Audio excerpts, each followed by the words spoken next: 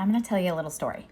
About a year ago, I had this TikTok account. It was not called Degreeless Design. It was just my name. And it was just me posting whatever came to mind. Tips on business from my story. I had videos of a Ghanaian and Jamaican wedding that I went to. I had videos on cultural food cook-offs that I did with friends. It really had no rhyme or reason. It was just whatever I felt like putting out there. And about a year ago, I posted a video of a train your eye exercise on color theory. And that video went kind of viral.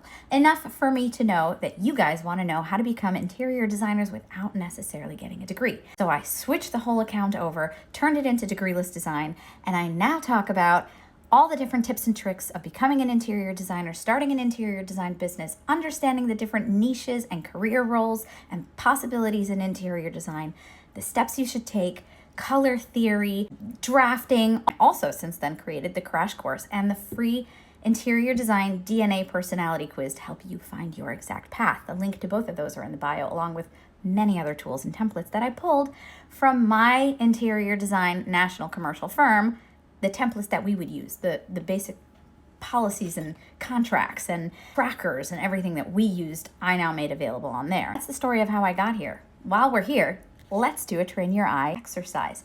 And we're gonna do color theory once again. We're gonna use this beautiful photo by Crate and Barrel to talk about color layering and color theory. The first thing we do is pick the color temperature. On a scale of 1 to 10, tell me how cool or how warm you think this is. Go ahead and let me know in the comments.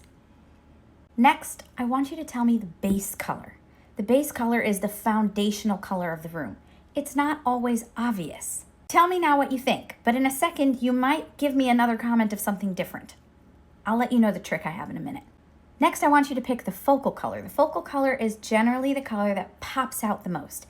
It doesn't necessarily have to be in the room a lot. It can be just a tiny little feature, but it's what you see first. Go ahead and put that in the comments. What do you think the accent color of this room is? Now, I'm going to tell you the trick, and we're going to see if you're going to change your mind about any of your answers here. The trick to figuring out the base color and the focal color of the room often is squinting. So look at this photo.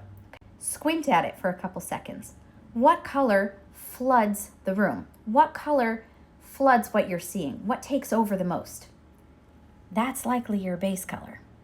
Now do it again, squint at it, and don't forget to let me know in the comments if you've changed your answer. Squint again. What do you think the focal color is? Now, the last video I did on this was a pretty one-level color room. It was a little bit more obvious what the base color would be and what the focal color would be. But here, we've got a lot of colors that pop out. Which is the one that you think popped out the most?